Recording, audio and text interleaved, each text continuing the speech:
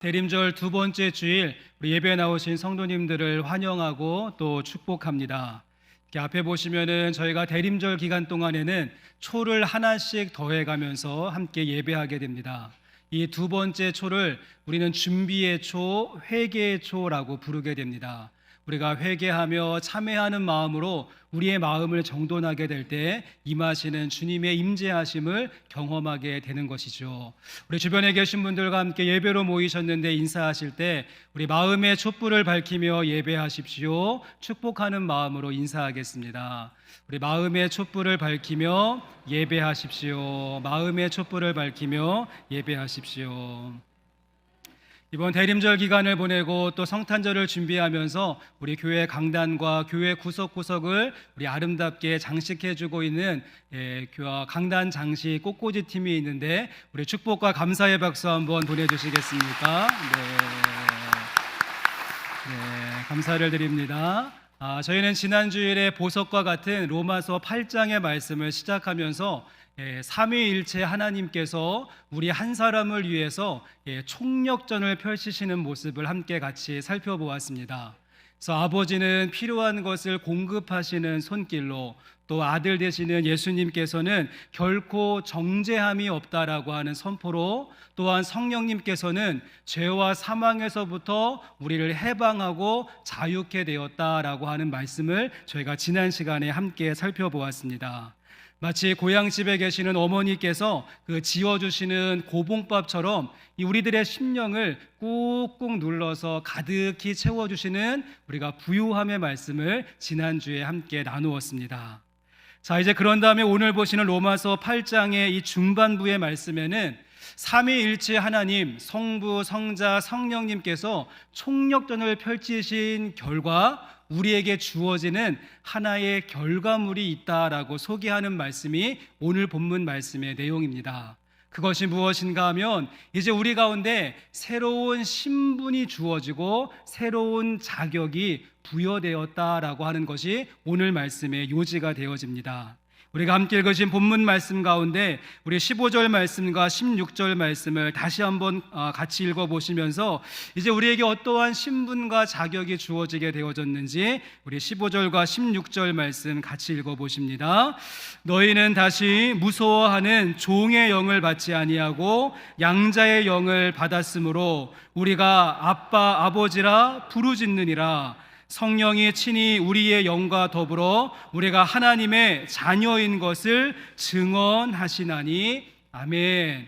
우리 가운데 새로운 신분과 자격이 어떻게 주어졌습니까? 우리가 이전에는 육신에 속해 있었고 악한 생각을 가지고 있었기 때문에 필경 사망으로 끝날 수밖에 없는 그러한 죄에게 종노릇하고 있었던 우리들의 모습이었습니다.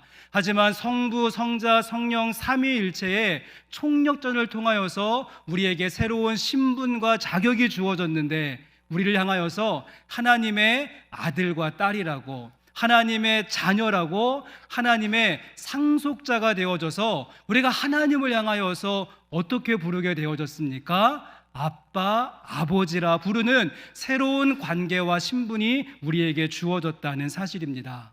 성도 여러분, 그러기에 저희가 살펴보고 있는 이 로마서 말씀의 목표와 어떠한 목적은요, 죄에 묶여 있었던 우리, 노예 같던 우리를 해방시키셔서 평민 정도 만드는 수준의 말씀이 아니라는 것입니다. 죄와 사망에 묶여 있었던 노예 같고 그 종의 신분이었던 우리를 살려내셔서 평민 정도가 아니라 우리를 새로운 신분과 자격, 하나님의 아들과 딸, 하나님의 자녀, 하나님의 상속자라고 하는 새로운 자격을 우리에게 부여하시는 것이 로마서 말씀의 목적입니다. 여러분, 이 점이 왜 중요한가 하면은요, 위에 있는 주인만 달라지고 하늘만 달라진다고 끝나는 것이 아니라 참된 회복은요, 하늘도 달라지고 위의 모습도 달라져야 되겠지만 그 아래에 있는 나의 신분과 조건도 달라져야 한다는 것입니다. 만약에 주인만 달라지고 하늘만 바뀌는 것이라고 한다면 새로운 성주가 부임하는 것과 다를 바가 무엇이 있겠습니까? 옛날에 일본 춘추 전국 시대에 이런 사건들이 많았다라고 하죠. 이제 일반적인 평민들은 각각의 마을과 동네에 흩어져 살고 있었고, 그 성을 지키기 위해서 칼을 차고 다니는 사무라이들이 서로 치고받고 싸우는 일들이 많았습니다. 그러다가는 하룻밤 사이에 그 성의 주인이 바뀌는 일들이 일어나게 된 것이죠. 아니 글쎄, 어젯밤에 우리 동네에서 칼싸움이 있었는데 우리 성의 성주가 바뀌었대. 하지만 어떻습니까? 성의 주인은 바뀌었을지는 모르겠지만 나는 여전히 어제나 오늘이나 변한 것 하나도 없이 똑같은 평민으로, 똑같은 하인으로, 똑같은 노예로 살아간다면 이 성의 성주가 바뀐 것이 나하고는 무슨 상관이 있겠습니까? 그러게 오늘 본문의 말씀은 예수님께서 사탄 마귀의 권세와 싸워 이기심으로 말미암아서 우리의 주인이 바뀌었다, 육신의 종에서 하나님의 종이 되었다, 하늘이 바뀐 것도 이야기하지만 더 중요한 그것과 함께 우리의 신분, 우리의 자격이 바뀌게 되어져서 하나님의 아들과 딸이라고 하는 신분, 하나님의 자녀라고 하는 자격, 하늘을 누릴 수 있는 상속자라고 하는 새로운 정체성을 우리 가운데 부어주신 줄로 믿습니다. 자, 그런다면 오늘 본문 말씀의 강조점은 사도 바울은 이러한 우리들의 변화된 신분을 쭉 이야기한 다음에 우리가 그래서 하나님의 아들과 딸이 되어졌기 때문에 감히 우리가 하나님을 향하여서 어떻게 부르게 된다라고 말합니까? 아빠, 아버지라고 부르게 된다는 것입니다. 여전히 우리가 종이었다라고 한다면 하나님을 향하여서 새로운 주인님 이렇게 불러야 할 법인데 우리의 신분도 바뀌게 되었기 때문에 우리가 하나님을 향하여서 주인님이 아니라 아빠, 아버지 이렇게 부르게 되었다는 사실입니다. 여러분, 그런데 이 호칭에 대한 많은 분들의 오해가 한 가지가 있습니다. 이 아람어로 아빠, 아바라고 하는 말과 우리 한국말로 아빠라고 하는 말이 발음도 비슷하고 의미도 비슷하기 때문에 많은 분들이 아빠를 어떻게 이해하는가 하면 이것은 유아적인 표현으로서 집에서 아이들이 아버님 이렇게 부르지 않고 가볍게 아빠라고 부르는 것처럼 하나님을 향한 친근감을 표현하는 그러한 말이다, 격식 없는 아버지와 아들의 그 관계를 보여주는 견해다라고 하는 이야기를 참 많이 하는데, 물론 그 말이 틀린 말은 아니지만 우리가 그렇게 이해하고 넘어가기에는 너무도 아쉬운 표현이 된다는 것입니다. 여러분, 예수님도 사용하셨고 오늘 말씀 가운데 사도 바울도 언급하고 있는 이 아빠라고 하는 말은요, 그냥 우리가 하나님 앞에서 어리광 피우고 애처럼 굴어도 된다, 버르장머리 없는 녀석이 응석 부리는 말투로서 아빠하는 그런 의미가 아니라는 사실입니다. 말씀을 다시 한번 보시면 여러분 15절 말씀에 아빠, 아버지라고 그 다음에 어떻습니까? 아빠, 아버지라고 부르짖느니라, 아빠 아버지라고 부르짖는다라고 지금 사도 바울은 표현하고 있습니다. 영어 성경에는 crying out, 울부짖는다라고 하는 표현을 쓰고 있는 것이죠. 그러기에 심심할 때 내가 아빠하고 놀고 싶어서 아빠라고 부르는 것이 아니라 내가 죽을 만큼 괴로울 때 부를 수 있도록 허락하신 명칭이 아빠, 아버지라고 하는 말이 될 것입니다. 여러분, 예수님께서 언제 아빠, 아버지라고 하셨을까요? 복음서 말씀 가운데 예수님께서 딱 한 번 아빠, 아버지를 부르짖는 장면이 나옵니다. 마가복음 14장 36절 말씀을 보여주시면 이르시되 아빠, 아버지여, 아버지께서는 모든 것이 가능하오니 이 잔을 내게서 옮기시옵소서. 그러나 나의 원대로 마시옵고 아버지의 원대로 하옵소서 하시고. 여러분, 지금 어떠한 장면 가운데 있는데 예수님께서 하나님을 향하여서 아빠, 아버지라고 부르고 있습니까? 예수님께서 십자가를 지시기 전날 밤 그 겟세마네의 기도를 드리실 때 땀방울이 핏방울 되도록 간절한 마음을 가지고 십자가를 앞에 두시고 내가 이 길을 가야 됩니까? 내가 이렇게 죽어야 됩니까? 하지만 하나님의 뜻이라고 한다면 내가 이 모든 길을 가겠습니다. 그 처절한 기도의 현장에서 예수님께서 아빠, 아버지 이렇게 부르짖으면서 기도하셨다는 사실입니다. 그저 막연하게 고민거리 하나도 없는 부잣집 막내 도련님이 응석 부리면서 아빠라고 한 것이 아니라 사람들의 조롱거리가 되고 침뱉음을 당하고 채찍에 맞고 가시관을 쓰시고 십자가에서 죽기 그 전날 밤 내가 정말 이 길을 가야 될 것인가 망설이고 있었던 그 순간 나의 원대로 마옵시고 아버지의 뜻대로 되기를 원합니다. 예수님은 그때 아빠, 아버지라고 하는 호칭을 사용하셨다는 사실입니다. 여러분, 무슨 의미인지 아시겠습니까? 너무 억울하고 분통 터지고 속이 막 뒤집히는데 누구에게 말할 수 없는 그 답답함으로 밀려올 때 우리가 마지막으로 의지하면서 부를 수 있는 이름이 아빠, 아버지가 된다는 것입니다. 우리의 모습도 마찬가지입니다. 인생을 살다가 보면 우리의 인생길 가운데도 겟세마네의 기도를 드려야 될 때가 있습니다. 우리의 땀방울이 핏방울 되도록 우리의 진액을 쏟아내야 되는 순간이 있고 너무 억울하고 너무 원통하고 너무 답답해서 죽겠는데 내가 누구에게 하소연할 수 없는, 내가 배우자에게도 부모님에게도 아들과 딸들에게도 속 시원하게 말할 수 없을 때 여러분 바로 그때 아빠, 아버지라고 부르짖느니라. 무조건 내 편 되어주시는 하나님 앞에 나와서 내가 하나님 앞에 넓은 품에 안겨서 하나님의 그 넓은 등에 기대어서 기도하고 부르짖고 간구하고 눈물 흘려도 된다라고 하는 허락의 표현이 되는 것이죠. 그래, 내 가슴은 너를 위한 것이다. 그래, 내 등은 너를 위한 것이야. 그러니 걱정하지 말고 내 가슴에 안겨서 아빠라고 울부짖고 내 등에 얼굴 비비며 아빠라고 기도해도 괜찮다. 여러분, 이것이 아빠, 아버지가 가지고 있는 진정한 의미가 되는 줄로 믿습니다. 자, 이제 본문 말씀 속으로 한번 들어가 보시면 이렇게 우리는 아빠, 아버지라고 부를 수 있는 새로운 정체성과 자격이 주어졌는데, 여러분, 우리가 그렇다고 한다면 이러한 정체성을 가지고 아빠, 아버지라고 부르짖어 기도하면 하나님은 어떤 일들을 우리에게 하시는 것일까요? 아빠, 아버지라고 부르짖을 수 있는 하나님의 자녀, 하나님의 아들과 딸, 하나님의 상속자가 되었다는 것은 어떠한 의미를 갖는 것일까요? 자, 말씀 가운데 보시면 가장 먼저 하나님 자녀의 특징은요, 아빠, 아버지라고 부르짖을 때마다 성령님으로 인도하신다는 것입니다. 성령님의 인도하심을 받는다는 것이죠. 본문 말씀 가운데 14절 말씀 보시면서 우리 14절의 말씀 같이 한번 읽어보시겠습니다.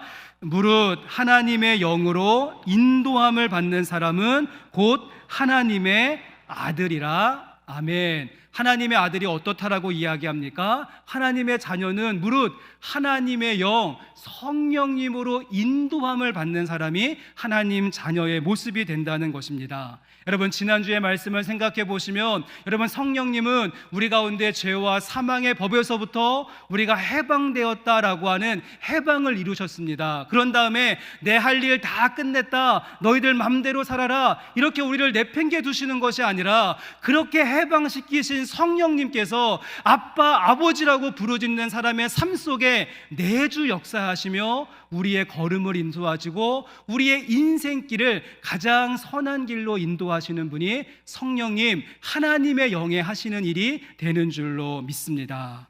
여러분, 그러기에 내가 지금 하나님의 자녀로서 바르게 살고 있는지 한번 점검해 보실 수 있는 가장 좋은 방법은 내가 지금 성령님의 인도하심을 받고 있는가 돌아보시고 체크해 보실 수 있기를 바랍니다. 그런데 우리 가운데 있는 성령님께서 인도하신다라고 생각할 때에 우리 너무 긍정적으로 성령님의 인도하심을 생각하는 경향이 있습니다. 무슨 말인가 하면, 그래, 성령님께서 인도하시면 늘 나에게 좋은 일들만 있을 것이다. 성령님이 인도하시면 푸른 풀밭과 쉴만한 물가로 인도를 받고, 성령님이 인도하시면 모든 악한 영의 공격에서부터 나를 보호해 주시고, 성령님께서 인도하시면 언제나 좋은 길이 열리고, 성령님이 인도하시면 외로운 나의 마음에 위로함이 있고, 성령님이 인도하시면 늘 형통케 되어진다. 우리는 성령님의 인도하심을 생각할 때 내가 얻게 되어지는 혜택과 베네핏에 초점을 맞추는 경우가 많이 있지 않습니까? 물론 성령님께서 인도하실 때 우리의 기대하는 것을 채워주시는 부분이 있는 것은 맞습니다. 하지만 여러분, 또 한 가지의 측면, 여러분, 성령님이 인도하신다는 것은요, 우리 가운데 굉장히 불편한 일이 될 수 있다는 것입니다. 불편한 일. 쉽게 말해서 성령님이 인도하시면요, 우리를 통제하시고 우리를 간섭하시고 우리를 막아서시고 때로는 우리를 꺾으시는 모습으로 인도하시는 경우가 많다는 것이죠. 여러분, 잠깐 9절 말씀으로 올라가 보시면 9절 말씀 참고해 보시면 이 9절 말씀이 성령님의 내주 역사에 대해서 이렇게 말합니다. 9절 말씀 보여주시면, 만일 너희 속에 하나님의 영이 거하시면 너희가 육신에 있지 아니하고 영에 있나니 누구든지 그리스도의 영이 없으면 하나님의 사람이 아니다라고 말하면서 여러분, 성령님의 인도하심을 이야기합니다. 그런데 여기 영어 성경에 보시면 컨트롤이라고 하는 말이 2번 사용되어집니다. 컨트롤. 성령님이 인도하실 때 항상 좋고 우리 가운데 어떤 혜택만 이야기하는 것이 아니라 성령님께서 우리들의 삶을 통제하시고 불편하게 만드시는 일이 성령님의 인도하심 가운데 포함되어져 있다는 것입니다. 그냥 맨날 우리를 오냐 오냐 하시면서 우쭈쭈 해주시는 분이 성령님이 아니라 우리를 간섭하시고 막아서시고 때로는 꺾으시는 경우도 많이 있다는 것이죠.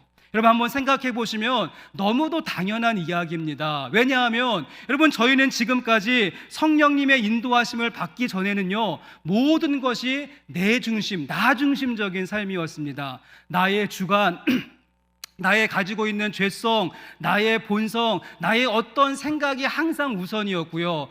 천상천하 유아독존, 그래서 그냥 모든 우주의 중심이 나였고 내 생각, 내 뜻, 내 것이 가장 최선이고 우선이지 않았습니까? 그러나 여러분, 성령님의 인도하심을 받게 되어지면 그 모든 것들이 깨져야 되기 때문에 우리는 불편함을 겪게 되어지고 막아서시고 또 그 일을 차단하시고 꺾으시고 우리를 다른 길로 가게 하시는 새로운 길을 경험하기 때문에 여러분, 성령님의 인도하심은 솔직히 불편한 일이라고 말씀드릴 수가 있습니다.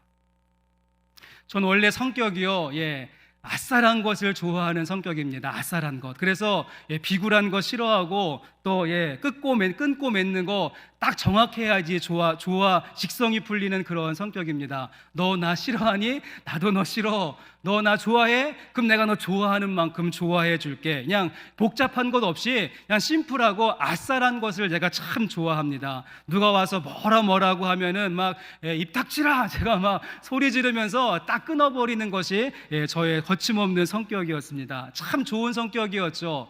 그런데 성령님께서 제 안에 자꾸만 이 컨트롤, 저를 자꾸 통제하시고 다스리시고 인도하시는데, 너 하나님의 자녀라고 한다면 그렇게 살면 안 된다고. 너 특히 목사인데 목사가 그런 성격을 가지고 어떻게 하겠냐고 자꾸만 제 안에서 이 컨트롤하시고 통제하시고 막아서시는 일들, 그런 메시지가 자꾸만 제 안에 들어와서 여러분, 제 성격이 이전과 비교해보면 굉장히 복잡해지고 이상한 성격으로, 불편한 성격으로 바뀌어버리고 말았습니다. 예전에는 막 소리 지르고 화내고 막 풀면 풀고 안 풀리면 끝장내고 막 그냥 미운 놈 쳐다보지도 않고 상종도 하지 않고 제가 막 그랬고요. 근데 성령님께서 제 마음에 통제하시니까 이제는 누가 와서 막 저한테 뭐라고 해도 그냥 주여라고 하면서 제가 그냥 받게 되어지고요. 제가 또 저희 집에서 제가 막 소리도 지르고 잔소리도 하고, 제가 저희 아내랑 부부싸움 하면 제가 언제 백전백승이었습니다. 그런데 이제 성령님의 통제함을 받고부터는 저희 아내가 막 이제 시비를 걸어오고 저의 자존심을 막 건드려도 주여 이 여종을 불쌍히 여겨 주옵소서, 제가 꼬리를 내리면서 이렇게 낮아지는 시간들이 많이 있음을 보게 되죠.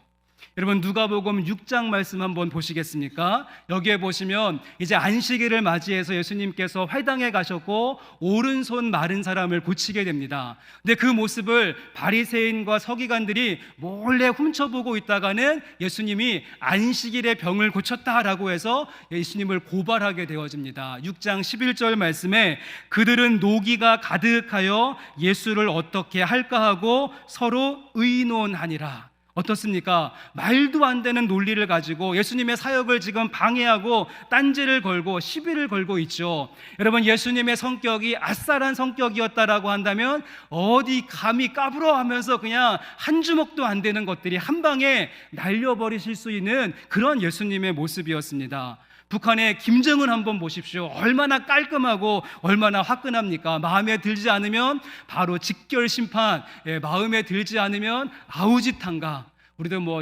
예배 시간에 조시는 분들 바로 직결 심판, 예배 시간에 늦게 오신 분들 아우지탄각, 아싸란 성격이면 좋을 것 같은데 그럴 수 없다는 것이죠. 여러분, 예수님께서 김정은보다 파워가 약하십니까? 권세가 부족하십니까? 그런데 예수님은 참 피곤하게 사십니다. 그 다음 절인 6장 12절 말씀에 이때에 예수께서 기도하시러 산으로 가사 밤이 새도록 하나님께 기도하시고라고 말하면서 밤이 맞도록 기도하셨다는 것입니다. 누가복음 6장 말씀이 우리에게 주는 교훈과 메시지는 무엇인가 하면 성령님의 사람, 하나님의 자녀라고 한다면 자신의 본능과 자신 안에 있는 그 심플 네이처, 나의 죄성을 가지고 거기에 컨트롤을 받는 인생이 아니라 성령님의 통제, 그래서 불편함이 있더라도 그것을 받아들이는 것이 성령님의 인도함을 받는 하나님 자녀의 모습이 된다라고 말씀해 주고 있습니다.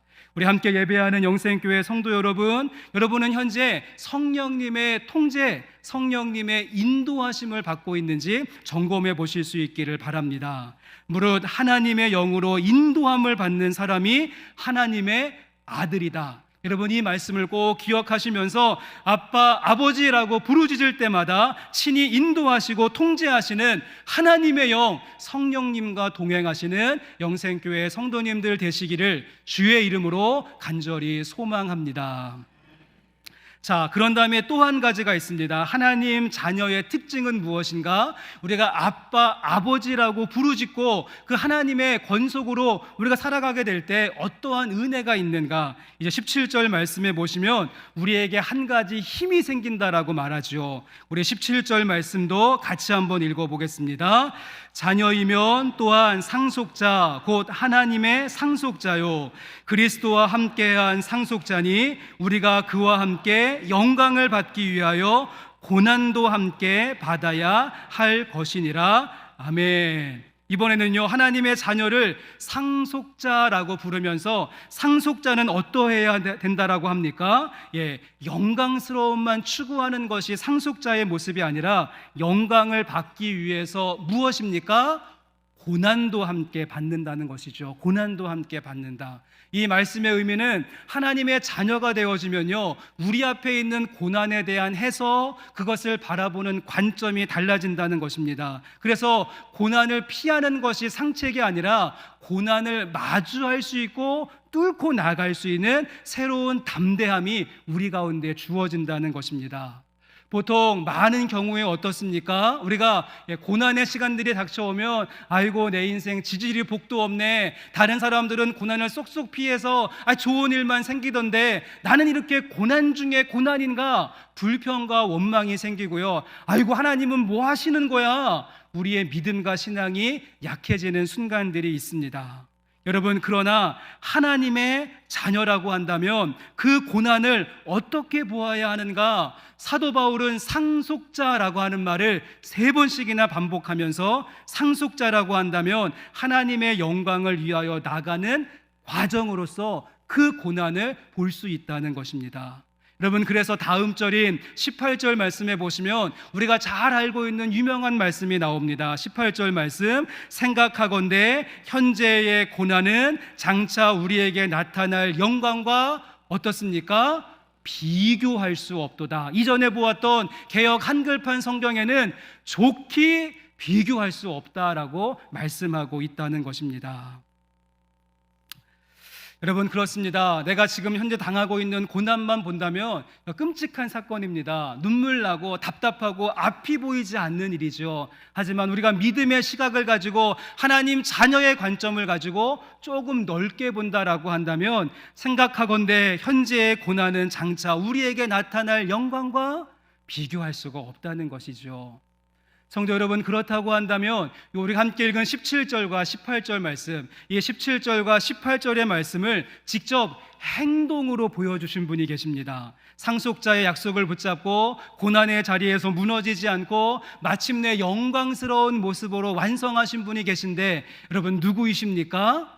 네, 그렇습니다. 아버지라고 부르짖었던 예수님께서 우리에게 본이 되어 주셨다는 사실입니다. 예수님을 십자가에 못 박은 사람들은 그 십자가가 고난의 마침표일 줄 알았는데, 현재의 고난은 우리에게 나타날 영광과 좋게 비교할 수 없도다. 십자가 고난 뒤에 그 무엇과도 비교할 수 없는 영광이 있다는 사실을 우리에게 예수님께서 생생하게 보여주셨다는 것이죠. 그래서 재미있는 구절이 한 구절이 있습니다. 저희가 다음 주에 보시는 본문 말씀의 이제 한 파트인데요, 로마서 8장 29절 말씀으로 넘어가 보시면, 로마서 8장 29절 말씀 한번 같이 읽어보십니다. 하나님이 미리 아신 자들을 또한 그 아들의 형상을 본받게 하기 위하여 미리 정하셨으니 이는 그로 많은 형제 중에서 맏아들이 되게 하려 하심이니라. 아멘. 예수님께서 무엇이 되셨습니까? 맏아들이 되셨다라고 이야기하고요. 이 부분의 영어 성경을 보시면 so that, 그래서 his son, 그 예수님은요 would be the firstborn, 우리 가운데 첫 번째 아들이 되셨는데 among many brothers and sisters, 많은 형제와 자매들 가운데 그렇게 되셨다는 것입니다. 여러분, 이 구절이 무슨 말인가 하면 어마어마한 구절입니다. 조금 송구한 표현이지만 여러분, 예수님께서 우리의 큰형님이 되셨다라고 하는 말씀이 되죠. 아니, 어디 감히 설교 시간에 예수님을 큰형님이라고 부르냐고, 약간 형님 이런 느낌이 들기는 하는데, 여러분, 그런 송구스러운 표현이긴 하지만 오늘 말씀 가운데 사도 바울은 29절을 통하여서 예수님을 우리를 지금 예수님과 같은 반열에 올려놓으며 같은 형제와 자매의 모습으로 우리를 설명하고 있는 것이죠. 우리를 이해하기 쉽게 하기 위한 표현이긴 하지만 예수님께서 우리의 큰형님이 되셔서 십자가의 고난을 통과하여서 부활의 영광스러운 모습을 보여주신 다음에 그 밑에 있는 동생들인 우리를 향하여서 우리들도 우리 앞에 있는 고난과 어려움의 문제 부활의 영광으로 바꿀 수 있다라고 하는 것을 보여주시고 증거하기 위해서 감히 사도 바울은 예수님을 맏아들이라고, 큰 형님이라고 우리에게 소개해주고 알려주고 있다는 사실입니다. 성도 여러분, 그러기에 올 한 해의 삶을 마무리하시면서 여러분, 경제적으로 많이 눌림이 있다라고 할지라도, 내가 계획했던 모든 것들 잘 이루어지지 않았던 올 한 해의 삶이라고 할지라도, 내가 답답한 문제에 지금도 만나서 씨름하고 있고 내 몸과 마음 쇠약해서 무너진 상태 가운데 있을지라도, 우리의 심령 가운데 좌절과 절망과 우울한 마음이 여러분 찾아올지라도, 함께 예배하는 성도 여러분, 큰형님 되시는 예수님을 바라보실 수 있기를 바랍니다. 내가 하나님의 자녀라고 하는 사실을 꼭 기억하십시오. 상속자라고 하는 신분을 놓치지 마십시오. 우리 모두를 하나님의 가족, 하나님의 권속으로 불러주신 줄로 믿습니다. 제가 얼마 전에 텔레비 프로에서 맛집을 소개하는 제가 프로를 본 적이 있습니다. 여러분, 서울 대치동에 가면은 둘째가라면 서러울 정도로 맛있는 설렁탕 집이 하나가 있는데요, 그 설렁탕 집의 이름이 부자 설렁탕입니다. 부자 설렁탕. 돈이 많아서 부자가 아니라 부자, 아버지와 아들이 함께 운영을 해서 부자 설렁탕이 되어졌는데요. 뜨끈뜨끈한 그 설렁탕 그 국물에다가는요, 그 송송스러운 파를 탁 넣고 또 갓 지은 고슬고슬한 밥 한 덩이 탁 말아서 깍두기하고 김치 탁 얹어서 한 입 먹으면 얼마나 우리 오늘 빨리 당에 빨리 끝내고 설렁탕 한 그릇 드시러 가시면 좋을 것 같습니다. 영상을 쭉 보니까요, 그 설렁탕 한 그릇을 만들기 위해서 과정을 쭉 소개하는데, 우리가 한 그릇 뚝딱 먹기는 쉬운데 만드는 과정은 참 힘들고 어려웠습니다. 그래서 이 식당의 원조인 그 아버지가 40년 넘는 시간 동안에 매일 새벽 4시에 일어나가지고서는 좋은 재료들 손질하고 그 뜨거운 불 앞에서 끓였다 식혔다를 설렁탕을 반복을 하고 여러 가지 첨가물을 넣어서 냄새도 없애고 하여튼 온 정성을 들여서 그 설렁탕을 만드는 모습을 보게 되어집니다. 그래서 24시간 가운데 잠자는 시간 몇 시간을 제외하고 모든 시간을 이 설렁탕을 만드는 일에 이제 할애를 하는 모습을 보게 됩니다. 여러분, 그런데 이제 아버지가 나이가 많이 드셔서 도저히 예전처럼 설렁탕을 만들 수 없게 되어졌죠. 하지만 이 설렁탕 집의 이름이 무엇입니까? 부자 설렁탕. 그래서 아버지가 연로하게 되긴 했지만 이 아들이 이제 그 아버지의 유업을 이어받아서 힘들고 어려운 일이지만 성실하게 그 설렁탕을 똑같이 재현해내고 있는 것입니다. 내가 보기엔 도저히 감당할 수 없고 흉내낼 수 없는데 그 아들은요, 그 집안의 아들이고 아버지가 어떠한 정신을 가지고 설렁탕을 만들었고 내 아버지가 하는 모든 것을 배우고 그대로 마음에 익혔기 때문에 조금의 두려움과 또 부담스러움 없이 그 힘들고 어려운 제가 설렁탕을 만드는 모습을 보면서 제가 무릎을 쳤습니다. 그렇구나. 우리가 하나님의 가문 안에 들어오지 않고 울타리 밖에서 본다면 그 안에 있는 고난의 내용들 정말 견디기 어렵고 힘든 일이 되겠지만 내가 하나님의 가문 안에 들어와서 하나님의 권속이 되어지고 하나님의 아들과 딸이 되어지고 우리보다 앞서 행하신 큰형님 되시는 예수님의 본을 보여지게 될 때 우리 가운데 고난이 있고 역경이 있고 답답한 일이 있을지라도 우린 그 모든 것들을 하나님의 영광으로 연결하며 진한 국물을 만들어낼 수 있는 인생이 될 것입니다. 오늘 함께 예배하는 성도 여러분, 이제 말씀을 마치려고 합니다. 소망하기는 한 해의 삶을 마무리하고 또 새로운 1년을 준비해야 하는 여러분이 중요한 터닝포인트와 같은 이 시점에서 여러분, 소망하기는 분명한 신분의식을 가지고 살아가시되 하나님의 영으로 인도함을 받는 우리 성도님들의 남은 한 해의 삶이 되실 수 있기를 바랍니다. 비록 우리 앞에 가시밭길이 주어진다라고 할지라도 여러분, 상속자가 누리는 영광이 있다는 사실을 기억하시면서 현재 만난 고난을 잘 요리하시면서 나가실 수 있는 하나님의 아들과 딸, 하나님의 자녀, 하나님의 상속자가 되실 수 있기를 주님의 이름으로 간절히 축원합니다.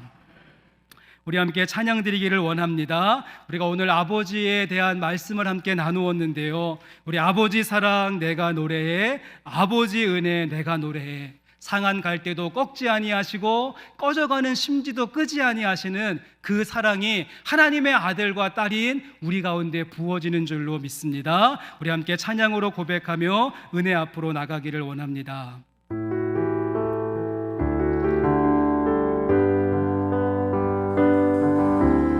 아버지 사랑 내가 노래해, 아버지 은혜 내가 노래해, 아버지 은혜 내가 노래해. 그 사랑 변함없으시, 그 사랑 변함없으시, 거짓 없으시, 성실하신 그 사랑. 상한 갈 때 꺾지 않으시는, 상한 갈 때 꺾지 않으시는. 아멘. 꺼져가는 등불, 꺼져가는 등불 끄지 않는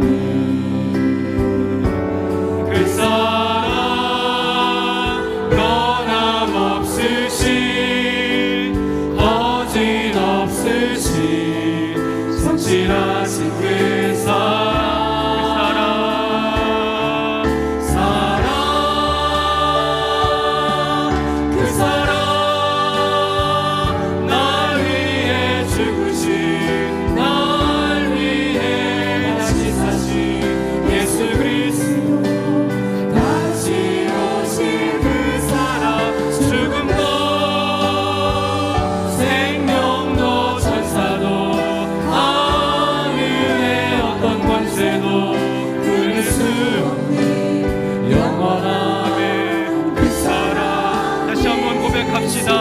아버지 사랑 내가 노래해, 아버지 사랑 내가 노래해, 아버지 은혜 내가 노래해, 아버지 은혜 내가 노래해. 그 사랑 변함없으신, 그 사랑 변함없으시,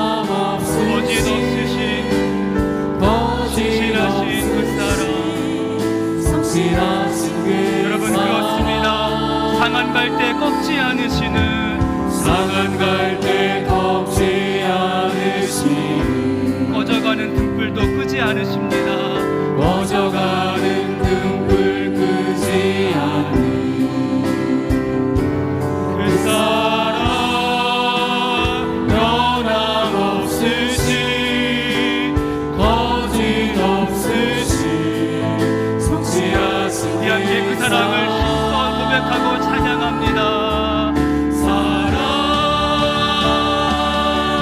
그 사랑 날 위해 죽으신 날 위해 다시 사신 예수 그리스도 다시 오실 그 사랑 죽음도 생명도 천사도 하늘의 어떤 권세도 끊을 수 없는 우리 영원한 마지막 고백합니다. 주님의 그 사랑, 그 사랑 날 위해 죽으신 날 위해 다시 사신 예수 그리스도 다시 오실 그 사랑 죽음도 생명도 천사도 하늘의 어떤 권세도 끊을 수 없는 영원한 그 사랑 예수. 여러분 예배의 자리에 나오시면서 풀리지 않은 문제와 어려움들, 고통의 내용들, 정말 감당할 수 없는 고난의 사건들을 가지고 나오셨습니까? 주님은 그런 우리에게 하나님의 자녀라고 말씀하시면서 아빠, 아버지라고 부르짖게 해주신 줄로 믿습니다. 그러면서 우리의 넓은 품과 그 넓은 등을 우리에게 내어주셨는데, 여러분 고난의 문제를 가지고 우리가 아빠, 아버지 부르짖고 기도하게 될 때 성령님의 인도하심이 있을 것입니다. 현재 있는 고난보다 더 큰 영광을 우리에게 보여주실 것입니다. 우리 그렇게 하실 주님을 바라보며 함께 시간 같이 우리가 가지고 나온 문제와 어려움과 내가 지금 힘써 싸우고 있는 이 고난과 역경의 문제를 가지고 우리 아빠, 아버지 되시는 주님께 내어드리며 함께 시간 통성으로 같이 기도함으로 나가겠습니다. 하나님 감사합니다. 오늘도 주신 말씀을 통하여서 우리가 아빠, 아버지라고 부르짖게 해주신 것 감사합니다. 노예였고 종의 신분을 가지고 있었고 사탄의 아버지 앞잡이였으며 아버지 종의 노예와 되고 우리들의 모습을 우리 성경을 통하여서 해방시켜 주실 뿐만 아니라 내 아들이라고 내 딸이라고 내 자녀라고 하늘을 누릴 상속자라고 우리를 불러주신 주님 아버지, 우리로 하여금 아빠, 아버지라고 부르짖게 해주신 것 감사합니다. 그 은혜를 기억하며 오늘도 부르짖어 간구하며 하나님께 나아갑니다. 하나님 우리를 불쌍히 여겨 주시옵소서. 고난의 문제와 어려움의 문제를 가지고 지금도 씨름하며 안타까워하고 있는 믿음의 형제와 자매들 주님 기억하여 주시옵소서. 하나님 가장 귀한 본이 되어주신 예수님 모습 바라보며 새로운 힘을 얻는 우리 한 사람 한 사람이 되게 해주시고 그 은혜의 보좌 앞에서 담대하게 하나님의 일하심들 바라보며 고백할 수 있도록 하나님 인도하여 주시옵소서. 우리를 불쌍히 여기시고 우리의 심령을 새롭게 하여 주옵소서. 상한 갈대를 꺾지 아니하시고 꺼져가는 등불을 끄지 아니하시는 하나님, 주님의 긍휼이 우리들의 삶 가운데 임해서 내가 다시 한번 일어서게 하시고 소망 가운데 믿음으로 결단하며 주의 말씀 붙들고 나갈 수 있도록 우리 함께하여 주옵소서. 상한 갈대를 꺾지 아니하시고 꺼져가는 등불도 끄지 아니하시는 하나님 아버지, 우리로 하여금 하나님을 향하여서 아빠, 아버지라고 부르게 해주신 것 감사합니다.